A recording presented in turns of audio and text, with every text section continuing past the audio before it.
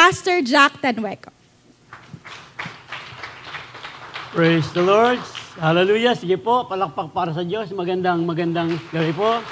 Amen. Amen. Sabi po ng Psalms 122 verse 1, I was glad when they said unto me, I was glad when they said unto me, I was glad when they said unto me, let us go to the house of the Lord. Let us go to the house of the Lord.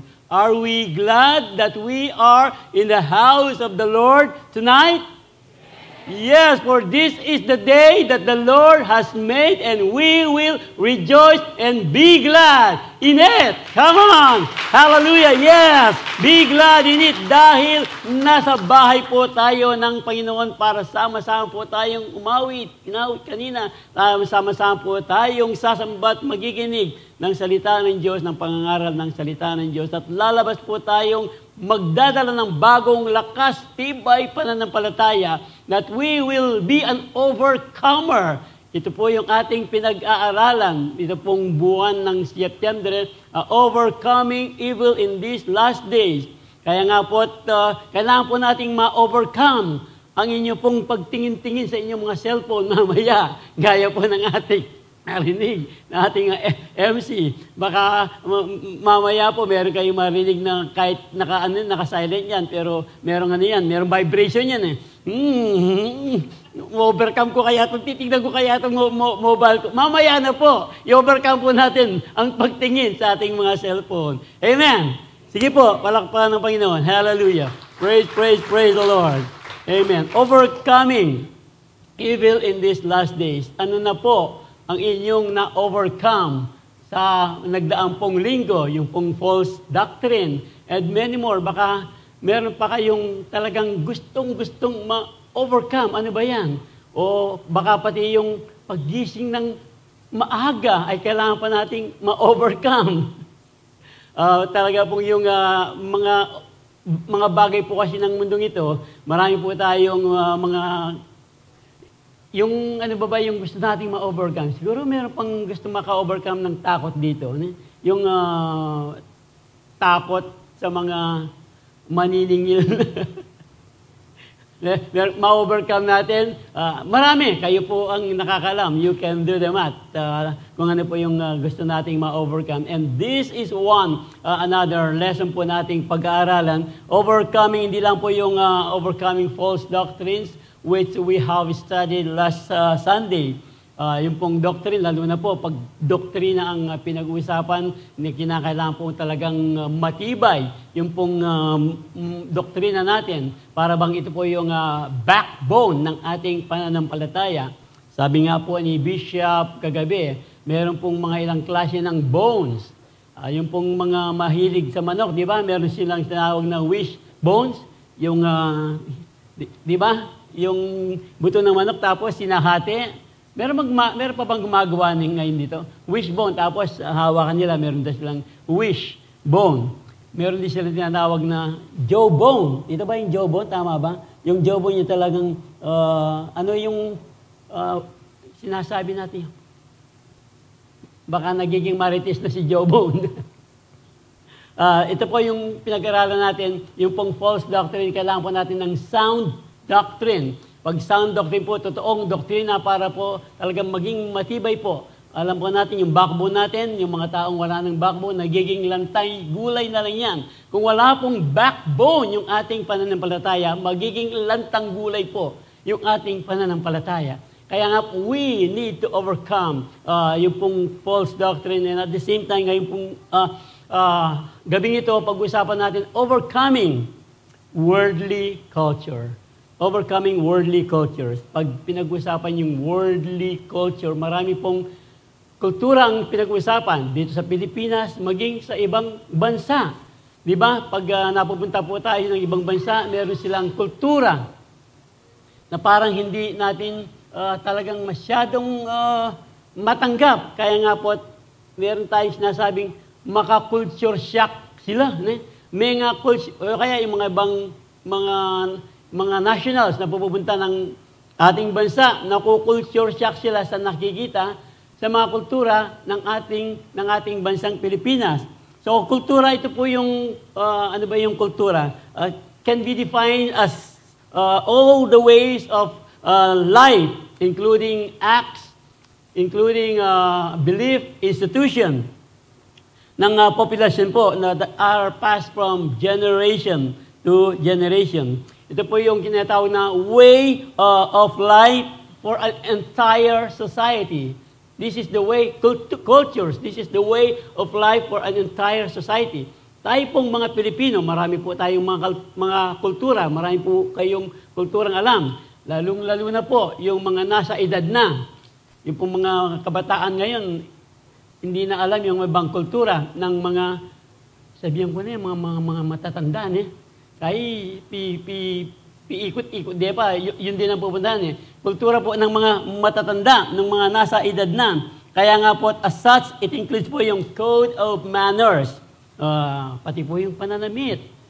Mayroon pong kultura ng pananamit. Language. Religion, lalo na po pag pinag-usapan ng religion, marami pong kultura ang religion. Kahit dito po sa ating Pilipinas, yung pong mga ibang religion, ang kanilang kultura talagang makamaputila, makabala, malan, mahaba yung dibin, tapos mahaba ang buhok.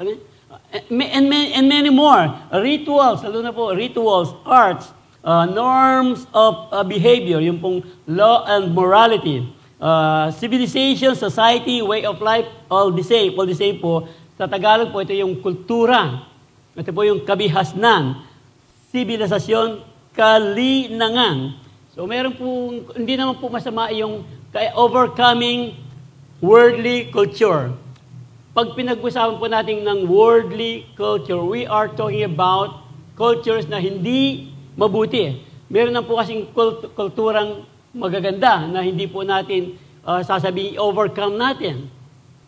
Quick example, yung pong kultura nating mga Pinoy na palamano. Praise the Lord. And yung pong kultura na lagi ko pong sinasabi, kung pwede pong i-ano ng konti, idim yung light na sisilaw ng konti, thank you po. Anyway, balik po tayo. Kultura. Yung bang kultura ng pagmamano, hindi ba? Hindi po masama ang ating kultura, pero sa Amerika, sa ibang bansa, hindi po nila kultura ang pagmamano. Lalo na po sa Amerika, pag ang kanilang biyenan, tatawagin sa pangalan, sa kanila po, normal, yung kanilang tatay, yung kanilang nanay, tinatawag lang sa pangalan. Sino po yung nanggaling ng Amerika dito? Alam niyo po ang aking ibig sabihin. Tatawagin lang sa pangalan si tatay. Tatawagin lang ng pangalan si lola. Pero dito mo gawin yan, pambihira, mga balas-basi nga po ngayon. Pamalabag na nga po. Di ba? Alam niyo ang aking ibig sabihin pero dito po, kaya nga po yung mga iba, kahit hindi po mga ibang bansa, mga ibang lugar po, mga ibang bayan, pag napupunta po dito sa ating lugar, sila po na parang hindi lang na-amaze, talagang wow, napapabilib po yung mga bata po. Meron isa pong pastor, Eric Maliwat, I believe, one time came over here to have some speaking engagement. At yung mga bata po, nagmamano sa kanya, hindi naman siya kilala. Basta alam lang nila, isa siyang lingkod ng Diyos, nagmamano. Tsaka hindi lang lingkod ng Diyos. Yung pong mga nasa edad na, hindi lang basta matatanda, kahit po nakakatanda sa kanila, mga kuya, ate, dito po, nagmamano po yung mga kapatid. This is magandang kultura. Ano ba yung kulturang dapat nating i-overcome? Siguro po mga ilang halimbawa, si Batman, diba? Bahala na si Batman. Paano kung wala na si Batman? E di si Robin. Corny yan Diba yung, ano pa ba? Manyana habit. Bukas na lang. Ito po yung mga kulturang, lagi po nating nagigita. Gaya nga ng aking sinabi kanina, minsan, pati yung paggising ng maaga. Yung mga bata, lalo na po yung mga bata ngayon. 9:00 na. 9 o'clock na. Natsuyo pa king dasi. Kaman wala nang dasi nga. Ano mo yung dasi? Banig. Nakahiga pa sa higaan. Nakahiga pa sa higaan. Anyway, naalala ko tuloy yung isang pastor, meron silang lakad ng kanyang anak. Nag-usap sila kinagabihan. Sabi, meron pumuntahan. They need to go up early like 5 o'clock in the morning. Tapos, maaga nagising si tatay, pero yung anak, tulog pa. Sabi niya, maaga tayo nga alis, bakit hanggang ngayon tulog ka pa nga, tulog ka pa. Galit na galit si hindi mo ba alam na talagang kailangan kang magising? Sabi niya Dad nga si Jesus naman, it took him 3 days. It took him 3 days to rise again, sabi niya. Kulang yan kulang niya luto. Anyway, the point is, sa mga bata po kasi ngayon, ewan ko ba, yung mga bata, pati yung mga pinaghigaan nila, mahirap magtupi ng mga pinaghigaan. These are, lalo na po mga kabataan, these are culture. Bahala na kaya nga meron tayong katulong Kung iasa mo sa katulong, paano ka matututong ma-overcome yung worldly cultures? Ano lang po ito? Minor example lang. Anyway, meron pa bang siguro yung mga multo. Di ba meron tayong kulturang paniwala sa multo? Kaya nga pati yung Diablo, ginagamit yung multo. Yung nakita ko siya, naamoy ko, di ba? Nakaamoy ako ng kandila, parang yung amoy ni Lola, yung amoy ni Nanay, pandadaya po. Ano po yung kultura po na kailangan nating ma-overcome na yung pong mga multo, hindi na po bumabalik, ginagamit lang po ng kaawayan para tayo ay dayain. Nakakasunod po. Amen. So, kultura po, kaya nga po itong mga kultura ito po yung mga bagay ng mundo na kailangan po nating ma-overcome. Kaya nga po, do not love the world or anything in the world. Ang sabi po ng salita ng Diyos, if anyone loves the world, love for the Father is not in them. For everything in the world, ito po yun, everything in the world, the lust of the flesh, the lust of the eyes, and the pride of life comes from the Father, comes not from the Father, but from the world. The world and its desires pass away, but whoever does the will of God lives forever. Salamat po, dakilang Diyos. Muli, ngayong gabi sa isang maikling pagbubulay ng iyong mga salita, patuloy naming dalangin na maging bukas ang aming mga puso at pandinig, na ang buong sanktuaryong ito ay patuloy na mapuno ng iyong kapangyarihan, ng iyong presensya, ang bawat sulok po ng puso ng bawat isa sa iyong mga anak na nandito ngayon ay magiging bukas pandinig sa iyong mga salita na iyong ituturo sa bawat isa sa amin kasama ng iyong lingkod na gagamitin. Nalalabas kami sa bahay sambahan ito, bahay dalangin ng ito, dakilang Diyos, na meron kaming bagong katuruang natutunan at ito'y aming magagamit sa aming pang-araw-araw na buhay upang mabigyan namin ng karangalan ang iyong dakilang pangalan. Salamat po, dakilang Diyos, daw ang aming samudalangin sa iyong matamis at makapangyarihang pangalan. Kristo Jesus. Kristo Jesus. Sige po, palakpakan ng Panginoon. Hallelujah. Hallelujah. Ito po yung bagay na pinag-usapan natin. Ano ba yung mga bagay ng mundo na kailangan nating ma-overcome? Lust of the eyes, lust of the flesh, and the pride of life.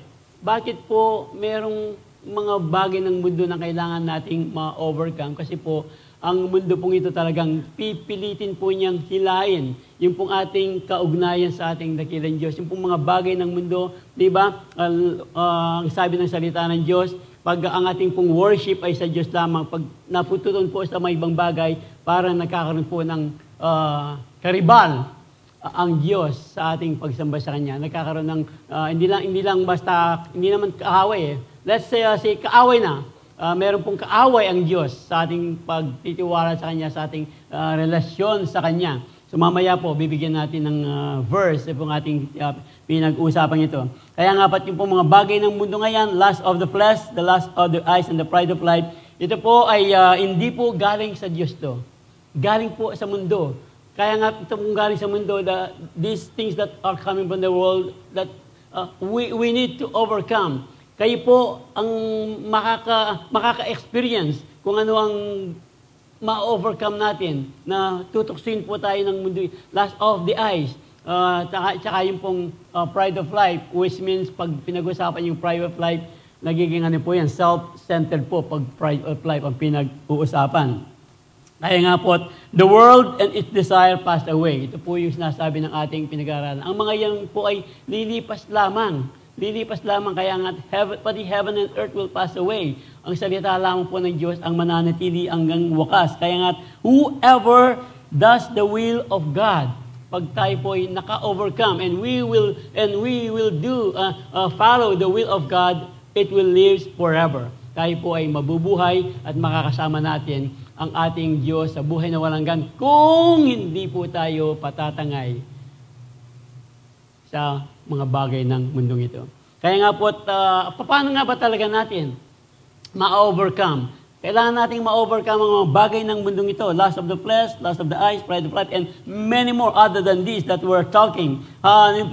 Evil desires or evil cultures of this world na kailangan po nating ma-overcome. Kailangan po natin huwag magipagkaibigan dito sa mundo. Ito po yung ating pinag-usapan kanila. Never make friendship with the world. Ano ba ang ibig sabihin ng never make friendship with the world? Halimbawa po, yung ating mga asawa ay hindi pa mananampalataya. Hindi po ibig sabihin na hihiwalayan na natin ang ating asawa. Meron po akong long before, many years ago, meron po akong kasama sa trabaho na naging Christian and eventually naging pastor. And then, sa kanya pong pagiging pastor, ang sabi po niya, yung pong kanyang asawa ay istorbo sa kanyang ministry. Iniwan po ang kanyang asawa. Hindi ito ang ibig sabihin ng ating pinag-uusapan. Yung pong pinag-uusapan natin dito ay yung pong bagay ng mga mundong ito, friendship of the world. Ano ba yung mga bagay ng mga mundong ito? Ye adulterers, sabi po ng salita ng Diyos. You adulterers, do you not realize that friendship with the world makes you an enemy of God? Pag kaibigan daw, nagiging malapit tayo sa mundo, nagiging kaibigan natin ng mundo, nagiging kaaway daw tayo ng Diyos. Kasama po dito yung ating pinag-usapan kanina, lust of the flesh, lust of the eyes, and the pride of life. These are the things of the world. And pag nagiging kaibigan tayo ng mga bagay na ito, nagiging kaaway po tayo ng Diyos. I say it again, inulit po ni James, if you want to be a friend of the world, you make yourself an enemy of God. Noon po sa Romans 5:10, nung hindi pa natin kilala ang Panginoon, Romans 5:10, tayo po ay mga kaaway na ng Diyos. Pero ang Diyos po, ginawa na tayo, na-reconcile na po tayo, naging kaibigan na po tayo ng Diyos. Kaya nga kung naging kaibigan na tayo ng Diyos, huwag na po nating bibitawan ang ating pinakamatalik na kaibigan. I am a friend of God. Di ba sabi po ni He became the friend of God. Tayo po ay mga kaibigan na ng Diyos ngayon. Hindi po tayo kaaway ng Diyos. Magiging kaaway po tayo ng Diyos if we will go back loving the things of this world. Amen. Nakakasunod po dito po sa ating pinag-usapan. Ano ba yung mga bagay ng mundong ito? You adulterers. Pag narinig po natin yung adulterer, laging literal pong naalam natin yung mga ano ba yung adulterer sa Tagalog? Baliw na yung burig sabihin. Pag adulterer, meron pong pagkakaiba, sabi nga ni Daddy Bishop kagabi, and yung adulterer tsaka adultery and fornication has two different meaning. Yung pong adultery, ito po yung relasyon ng tao na hindi alam niyo po, adulterer, nagipagrelasyon, nagipagtalik sa hindi asawa. May asawa, mag-asawa, tapos, alam niyo yung ibig sabihin? Yun po yun. Sa mga married people. Pag mga fornication naman, unmarried. Pwedeng married yung isa, pero unmarried. Pwedeng parehong unmarried. So, ang tawag po ng mga bata dito, ito po yung sinasabi natin, ginagawa na pong uso ngayon. Uso, marami pong mga bata. Kabataan, nag-aaral pa lang, mga buntis na po. Tignan po natin, tanungin natin yung ating mga YDC sa kanila pong recollection. young age, 12, 16. Bakit? Ito po tinatawag nating fornication. Pero pasok po dito, adulterers, you adulterers. However, hindi po nakakonfine dito sa physical na adulterers ang pinag-uusapan natin. Kasi alam natin kaagad, we can easily distinguish this kind of adultery, fornication. What other things na nagiging pong bagay ng adultery? Don't you realize, ito po yun, that friendship with the world makes you an enemy of God. What is the friendship of the world? When we love the things of the world, mas mahal natin, una ang mga bagay ng mundo, kesa sa ating Panginoon. Gaya ng madalas nating marinig, yung pong mga gadget na lang ngayon. Last year, meron silang gadget, tapos nakita yung kaklase o kaya yung kaibigan, kaopisina. Ayaw patalo. O kaya yung kapitbahay, bago yung kanilang auto, bago yung kanilang gamit sa bahay, ayaw patalo. Andiyan, kahit mangungutang lang, wag lang, makasunod lang sa bagay ng loving the things of this world. Hindi lang po yung adultery, mga bagay ng mundong ito. At kung ano po yung mga bagay ng mundong niyan na talagang nagiging karibal ng Diyos, we are being adulterers. Ano man po yung nagiging karibal ng Diyos sa ating kaugnayan sa Kanya, sa ating relasyon sa Kanya, yan po ay nagiging adultery po tayo. Kaya nga po, ye adulterers, ang sabi po, if you want to be a friend of God, of the world, you make yourself an enemy of God. Hindi na po tayo kaaway, naging kaibigan na po tayo ng Diyos. Huwag na po nating balikan.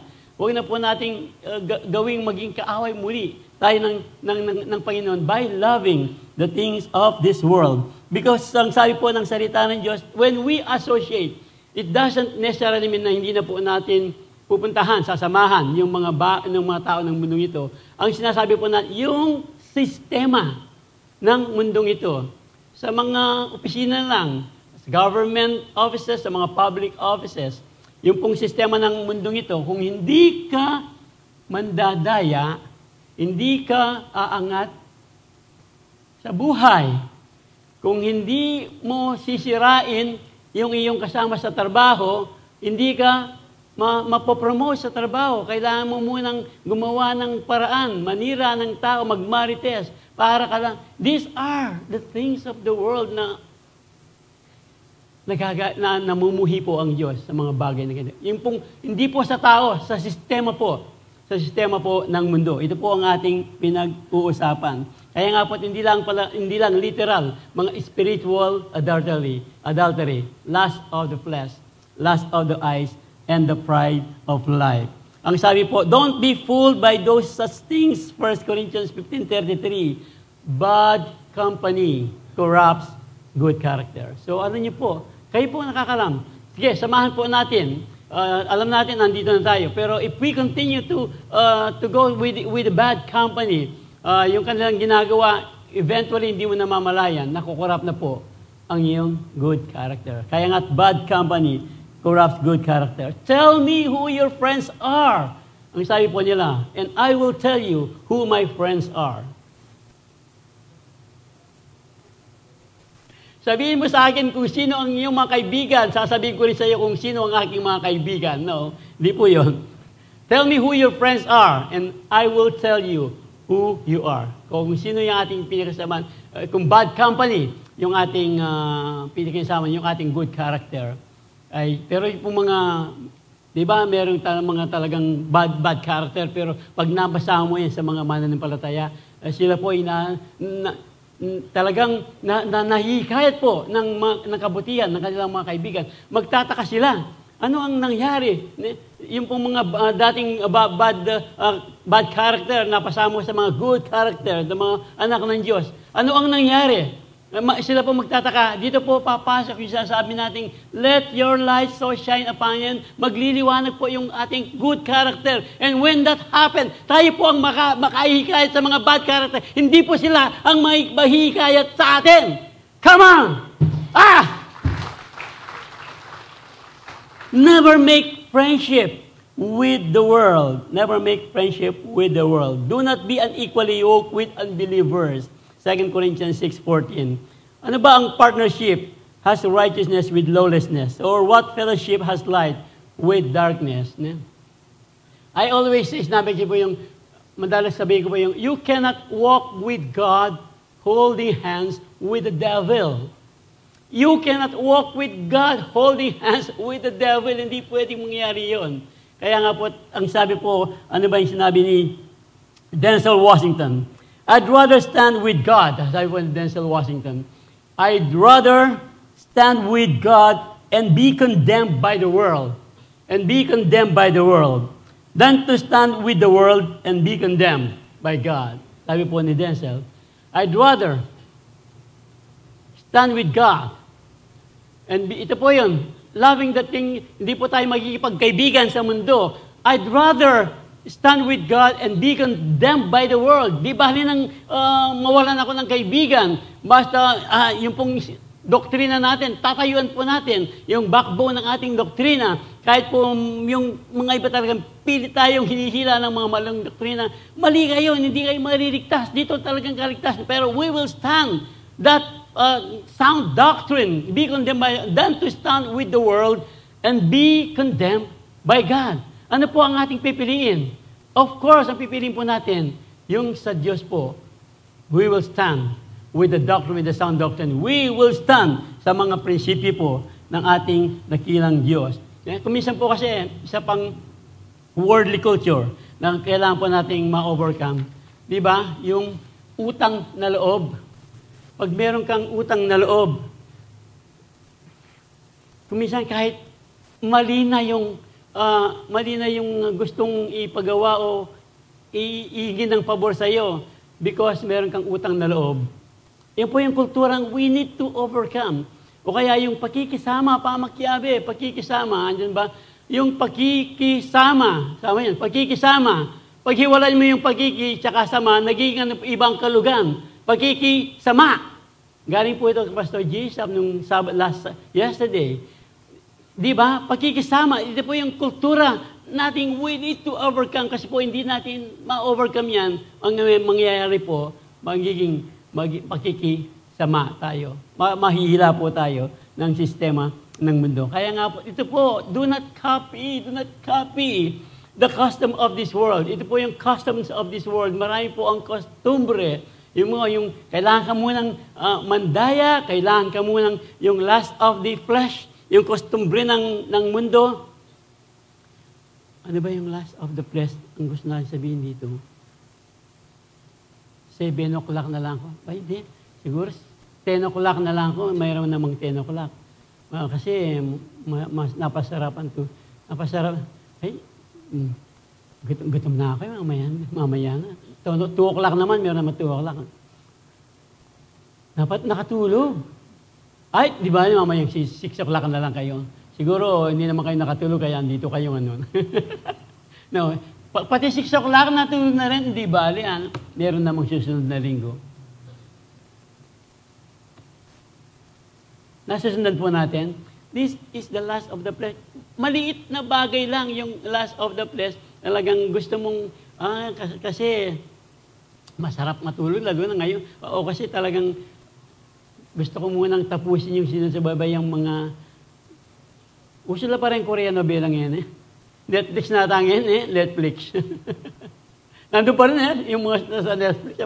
Anyway, you can do the math. Marami pong lust of the flesh tsaka yung pong lust of the eyes, yung sinasabi nga natin kanina, na kailangan makisabay ka sa mundong ito. Makisabay ka sa gadget. Makisabay ka sa paggising pa lang ng umaga. Kala mo, Bible yung kinakapap. Cellphone pala, tinignan yung kanyang posting last night. Birthday ko lang, may-greet ka na ako. Marami, mga small things. So, the lust of the eyes, the lust of the flesh, and the pride of life. Lalo po yung pride of life. Kailangan, hindi ka pwedeng maungusan ng mga iba. Kailangan, kailangan, pag nag-praise and worship ako, kailangan makita ng mga tao na, Sir Romero, kailangan makita ng mga tao, mas magaling ako kay Revi. Mas magaling ako sa kanya. Ako ba talagang pag ako ang naggitara, ano yun? Kala mo nasa church, pero pride of life. These are the things of payabangan. Yung pong mundong ito. And these are the things na pinag-usapan natin, we need to overcome the culture of this world. At marami pa, these are only several na ating pong pinag-usapan, at marami po tayong dapat i-overcome. Kayo po, sa inyo pong mga kanyang mga buhay, para po mas lumarin po ang ating pananampalataya, we need to overcome the cultures of this world. And pag na-overcome po natin yan, ang sabi po, mayroon pong pangako ang salita ng Diyos, tayo po ang makikinabang. Tayo po ang makikinabang. At yung pong pag-overcome na yan, hindi po, Panginoon, ikaw na pong bahala, kailangan alisin mo ang mga bagay nito, kailangan, Panginoon, kailangan ma-overcome ko ito. Nasa atin po ang choice na i-overcome po natin ang mga bagay na yan. Therefore, come out from among unbelievers. Tayo po, come out. O Panginoon, alisin mo ako dito. O tukso, layuan mo ako. Gaya po ng, di ba? O tukso, layuan mo ako. Yung isang alimbawa lang. Hindi, yung tukso hindi naman lalayo. Yung tukso nga, lalapitan ka niyan. Lagi eh. Araw-araw nga, tumutukso ka eh. Parang ganito. Tayo po ang lalayo sa tukso. Tayo po ang alis sa mga unbelievers. Therefore, come out from among unbelievers and separate yourselves from them, says the Lord. Ito po yung sinasabi natin, hindi yung mga tao, yung sistema ng tao. Don't touch their filthy things. Huwag tayong sumabay sa pantadaya ng mundong ito. Huwag tayong sumabay sa ginagawang hindi maganda ng mundong ito. I will welcome you. And I will be your father. Ito po yung sinasabi nating blessing. I will be your father. You will be my sons and daughter. Wow! Pag na-overcome pala natin, yung kultura, evil things, yung po mga evil na mga bagay ng mundong ito, kasama po yan, yung false doctrine, yung worldly culture. You will be my sons and my daughters, says the Lord Almighty, because we have this promise, dear friends. Let us cleanse ourselves from everything that can defile our body or spirit. Kung ano man po yung makakasisira sa ating pananampalataya, kung ano man po yung ating makasisira sa ating relasyon sa Diyos, and many more yung ating mga pinag-usapan na, tayo po, let us cleanse. Hindi po, Panginoon, i-cleanse mo ako, alisin mo. Let us cleanse. We have a choice. Kayo po ang gagawa. Tayo po ang gagawa ng desisyon from everything that can defile our body. And let us work toward complete holiness dahil meron po tayong takot sa Diyos. Not until hindi po tayo magkakaroon ng takot sa Diyos, reverent with God, mahirapan po nating ma-overcome yung pong ating pinag-usapang overcome worldly culture. Alam po natin, tayo mismo ang gumawa. Pag ginawa naman natin yun, sabi po ng salita ng Diyos, tayo po ang pagpapalain. Tayo po ang pagpapalain. Blessed is the man who walks not in the, ito po yun, blessed is the man who walks not in the counsel of the wicked, nor stands in the way of sinners, nor sits in the seats of scoffers. So, alam po natin yan. Sits in the seats of scoffers. Yung sinasabi po ng Diyos, but His delight is in the law of the Lord, and on His law, He meditates day and night. So, pag binabasa po natin ang salita ng Diyos, ibig sabihin ng meditation, ina-apply po natin ang salita ng Diyos. Yung kung aning narinig ngayon, ina-apply po natin yan para po talagang maging, yung blessed po, happy. Sabi po ng ibang salin, happy. Blessed is the man. Pag hindi daw po tayo lumalakad sa pattern ng mundong ito. Amen. Sige po, isang palakpak para sa Diyos. He is like a tree planted by the streams of water that yield its fruit. Ito po yung pangako ng Diyos. He is like a tree planted by the streams of water that yields its fruit in its season, and its leaf does not wither. Ito po ang pangako ng Diyos. Its leaf does not wither. Lahat po daw ng ating gagawin, pagpapalain po ng dakilang Diyos. Dahil we are an overcomer. We are an overcomer. At pag naiintindihan na po natin ito, na talagang we will overcome the worldly culture. Because dahil po tayo ay mga citizens of heaven na.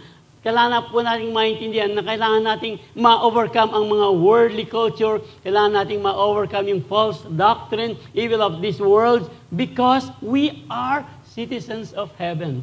Yung pong mga, hindi, sa Diyos, hindi po nila ito ma-overcome. Sumasama nga sila dito pero tayo pong mga anak na ng Diyos, tayo po yung mga citizens of heaven, kailangan po natin i-overcome ang mga ito dahil meron po tayong a blessed hope. Citizens of heaven, hindi lang dito sa lupa, yung pong blessed hope natin na makakasama natin ang Panginoon sa buhay na walang hanggan. Understand that you are a citizens of heaven. Pag pinag-usapan po yung citizenship, sabi nga ni Daddy Bishop kagabi, nung daw pong nag-apply siya ng US citizen, ang daming prosesong ginawa, ang daming test, ang daming kailangang gawin para siya maging, ang habang proseso po bago siya maging US citizen. Alam po natin yan, hindi lang US citizen, Canadian or other citizens, pagdating po sa ibang bansa, maraming pang proseso. Pero, pag pinag-usapan po ang citizens of heaven, napakasimple po. Wala po tayo ibang gawin. Ang sabi po ng salita ng Diyos, lahat ng sa Kanya ay tatanggap, bibigyan ng karapatan ng Diyos. But as many as receive Him to them, gave He the power to become the sons of God. Pag anak na po tayo ng Diyos, tayo po ay mga citizens na ng langit.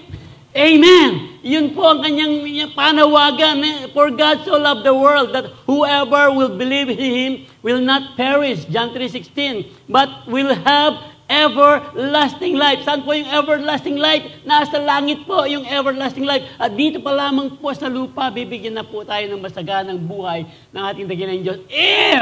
If we will overcome the pattern of this world, if we will overcome this worldly culture. Because, lagi po natin sa puso, tayo ay mga mamamayan ng langit, citizen of heaven. So, siguro po, hindi lang basta Filipino citizen, dual citizen po tayo ngayon. Citizen po tayo ng heaven. Kami po, talo na yung aming citizen. Senior citizen na rin kami ngayon. Yung pong ilabisang magkain, ilabisang mamin. So, yung pong, you can do the math. Ano yung po na ang aking ibig sabihin dito. Now, all of us can come to the Father through the same Holy Spirit because what Christ, ito po yung naging citizen of heaven po tayo dahil sa ginawa ng Diyos, Kristo Jesus sa atin. Kaya nga, now, Gentiles, hindi na po tayo strangers and foreigners. We are citizens. You are citizens along with all of God's holy people. You are members of God's family. But as many as received Him, to them gave He the power to become the sons of God. We are now members of God's family. Together, we are in His house, built on the foundation of the apostles and the prophets. And the cornerstone is Christ. Is Christ Jesus Himself. We are citizens of heaven, where the Lord Jesus Christ lives. And we are eagerly waiting for Him to return as our Savior.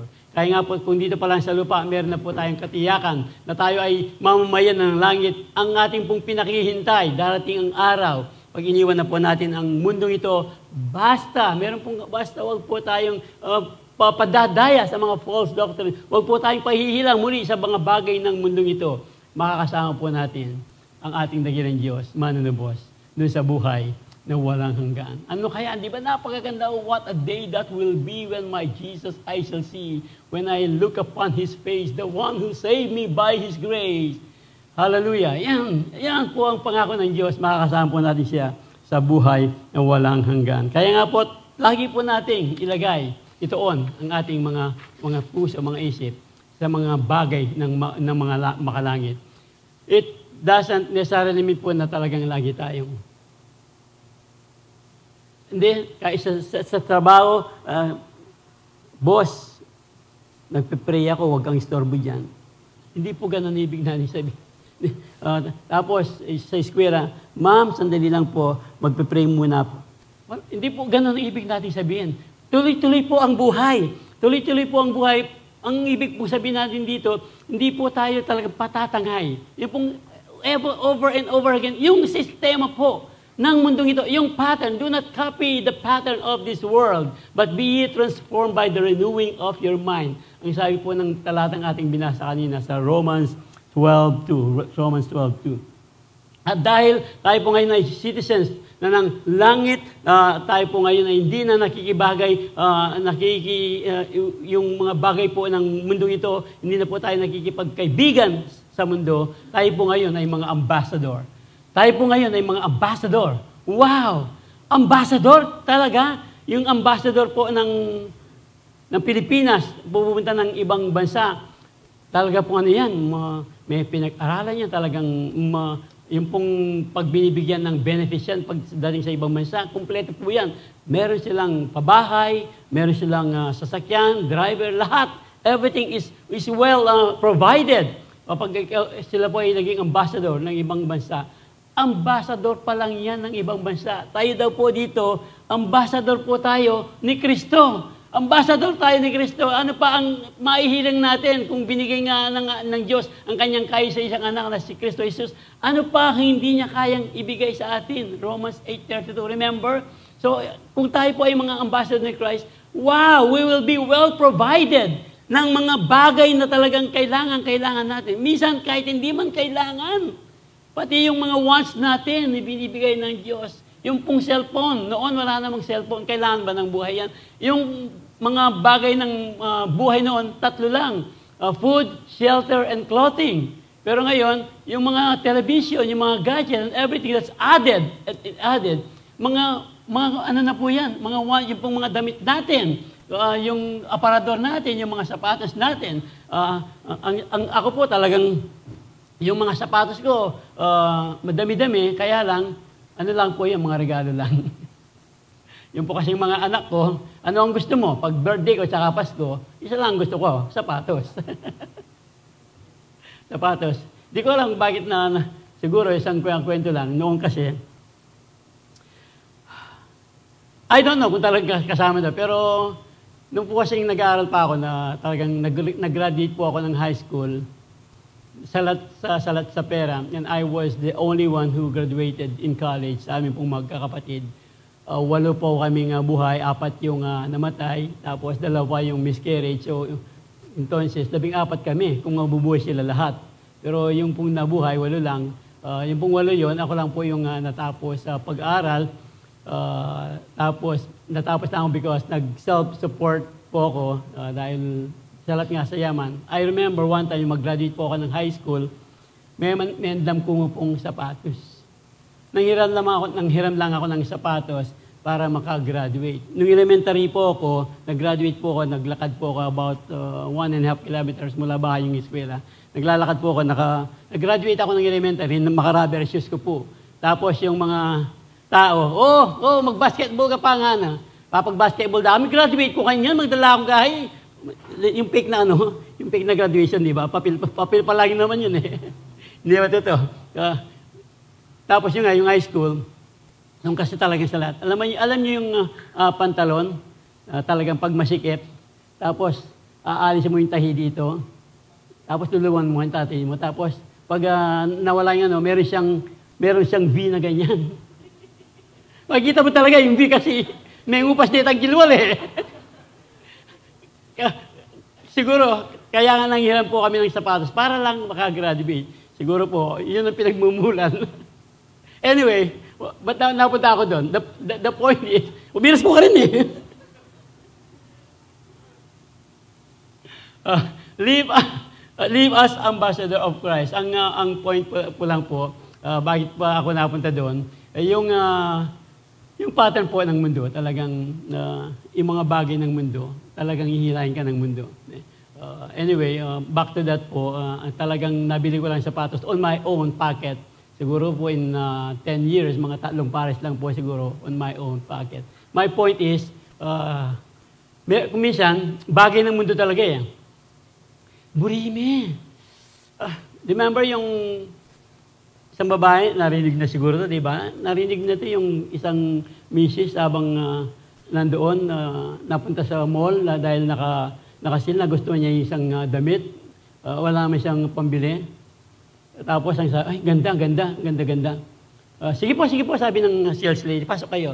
Hindi, wala akong pera. Tinitingnan ko lang, hindi po, sige, okay lang. Sige, pumasok. Isukat niyo po. Hindi, wala nga akong pera. Hindi, susukat niyo lang. O tapos, sinukat. Long story short, Nabili niya. Nang umuwi siya, sabi ng mister, bakit ka bumili ng damit? Wala yan sa budget natin. Wala naman talagang balak bumili ng damit eh. Nakita ko lang talagang parang, nagustuhan, sinukat ko lang, pero natukso ako eh. Sabi ng nang magsalamin nga ako, wow, bagay na bagay. Nung salamin ka sana, sabi mo, kung tinukso ka ng Diablo, sinabi mo sa kanya, get thee behind me, Satan! Sinabi ko naman yan, get thee behind me, Satan. Pero ang sabi ni Satan, wow, kahit sa likod, bagay sa'yo, sabi niya. Ang point po natin, ito yung gagamitin ng ating kaaway para hilahin po tayo to overcome the worldly, the pattern, the system of this world. Amen. Hallelujah. Kaya nga po, if we are, hindi na po tayo nakipagkaibigan sa mundo, we are now, citizens of heaven, and we are now being an ambassador. Yung pong mga natutunan natin, i-share na po natin ngayon as an ambassador of Christ. Amen. As an ambassador. Alam naman natin yung sinabi kanina, yung ambassador, mga diplomat yan. Talagang pag-ambassador, accredited diplomat sent by a country as its official representative.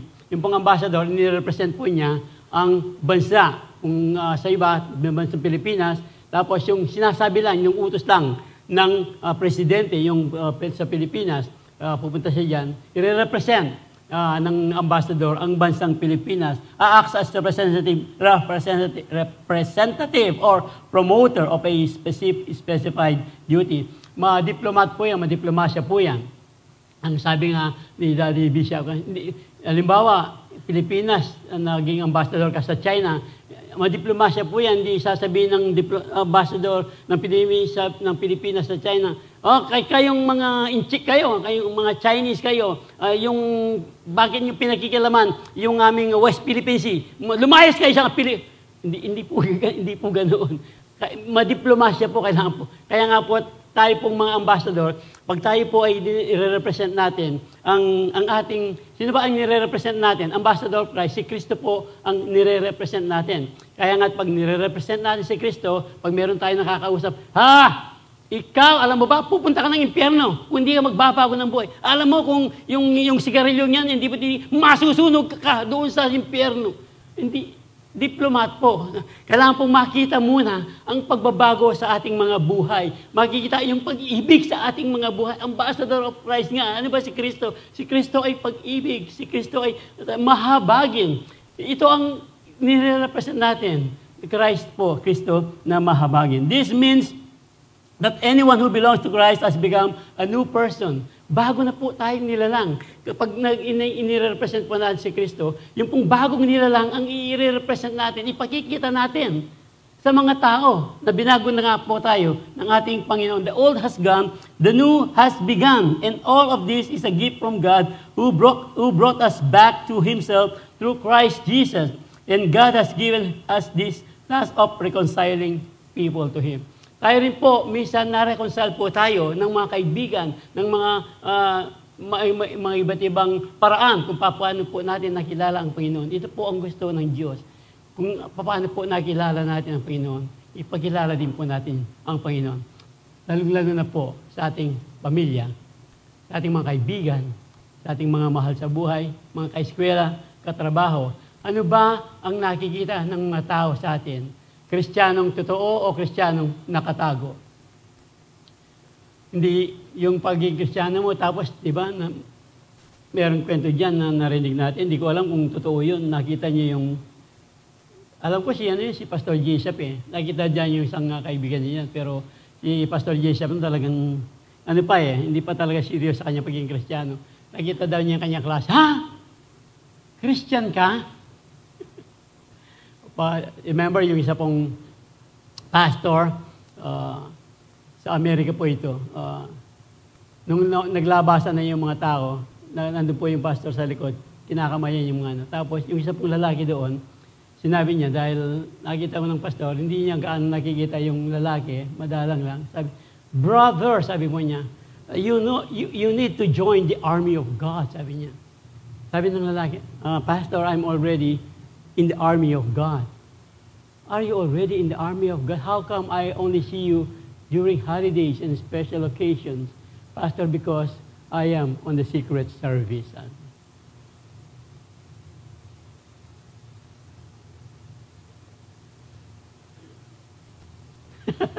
Ako nang may lead. No, the point is, secret service, wala pong Kristiyano na hindi halata. Kailangan po, kung tayo Christ Ambassador, ipakita po natin na tunay nga tayong binago ng ating Panginoon. Amen. Ito po ang panawagan, make disciples of all nations, ang sabi po ng salita ng Diyos, baptizing them in the name of the Father and teaching them to obey everything I have commanded you. Everything I have commanded you, sabi po ng salita ng Diyos. At tayo po ay hindi matatakot, ang sabi po ng salita ng Diyos, teaching them to obey everything I have commanded, and surely I am with you always to the very end of the ages. So, hindi na po tayo mahiya. Minsan, medyo nahihiya pa eh. Pero, sabi nga po ng salita ng Diyos, for I am not ashamed of the gospel. Bakit ba natin ikahaya ang gospel na nagbago ng ating buhay? I am not ashamed of the gospel. Ito po yung power ng Diyos that brings salvation to everyone. Basta lahat po ng maniniwala. Human o Gentiles. Kaya nga po, we need to be proud, grateful na tayo po yung God ambassador na ngayon. Hindi na po tayo mahiya proclaiming His good news. Kaya nga po, how to overcome worldly culture. Una po, never make friendship with God. Never make friendship with the world. Friendship with the world, ang sinasabi po natin, ulit-ulit lang, friendship of the world, yung sistema po ng mundong ito. Dahil tayo po ay mga citizens of heaven na. And because of that, tayo po ngayon ay mabubuhay bilang ambassador ni Kristo. At bilang ambassador ni Kristo, tayo po ay merong pangako ang Diyos na pagpapala. To Him who is able to do immeasurably, Ephesians 3:20, alam po natin yan, more than all we ask or imagine, according to His power and riches and glory. So ang tanong po ngayon, I would like to leave this question. Marahil sa atin po, sa inyo po, meron po kayong talagang hindi pa masuko-suko, talagang gusto nyong ma-overcome na hanggang ngayon talagang nakipag-struggle pa kayo para ma-overcome yun. Maliit man o malaki, ano po ang ating gagawin?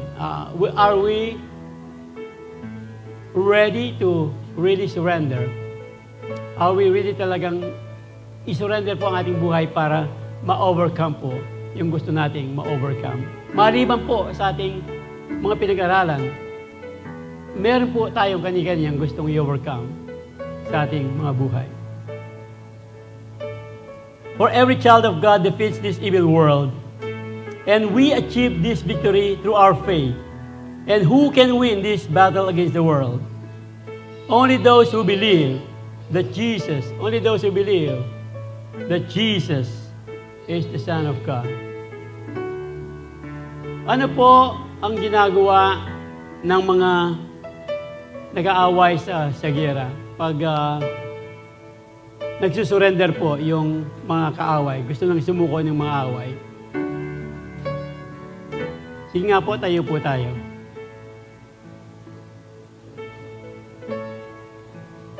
Ano po ang ginagawa ng mga tao na mga talagang matatalo nila sa labanan? Ano po ang kanilang itinataas pag sila ay nagsusurrender? Are we ready to surrender our life? Talaga bang decided na tayong i-surrender?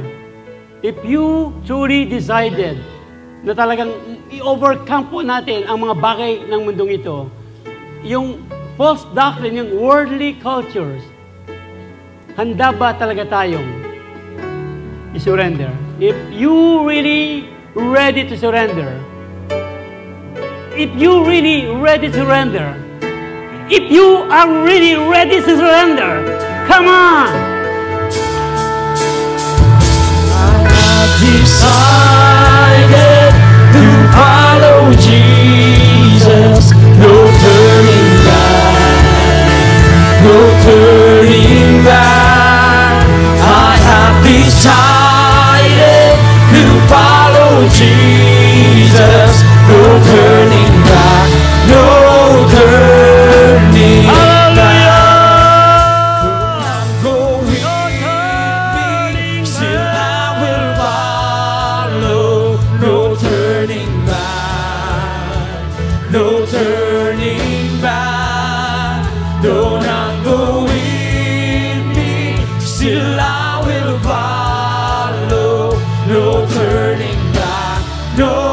turning back. The cross before me, the world behind me.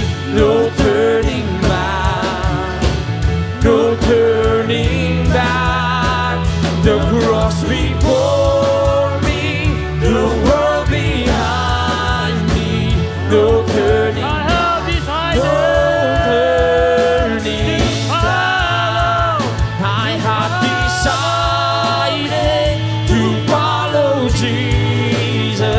No turning back, no turning back. I have decided to follow Jesus. No turning back, no turning back.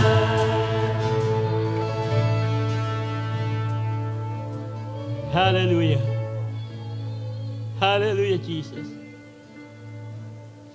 Hallelujah, Lord. Panginoon, hindi po namin ito kaya sa aming mga sarili. Kaya nga, sa iyo kami mananahan. Sa iyong kapangyarihan, O dakilang Diyos, at sa iyong pangako sa amin na ikaw ang siyang magiging kapangyarihan namin. And we can defeat the evil culture of this world by relying on Jesus alone. On Jesus alone. Hallelujah. Salamat po, dakilang Diyos, sa kapangyarihan ng iyong mga salita na kami po ay magiging overcomer ng mga bagay ng mga mundong ito para kami, dakilang Diyos, ay maging buhay na patotoo na Christ Ambassador. Saan man kami pumunta, dakilang Diyos, magiging bahagi kami ng pagbabahagi ng iyong kaligtasan sa mga tao sa aming mga mahal sa buhay. Salamat po, dakilang Diyos. Salamat po, dakilang Diyos. Ito po ang aming samadalangin sa iyong matamis at makakibangyang pangalan. Christ is enough. Hallelujah. Kristo Jesus. Hallelujah! Christ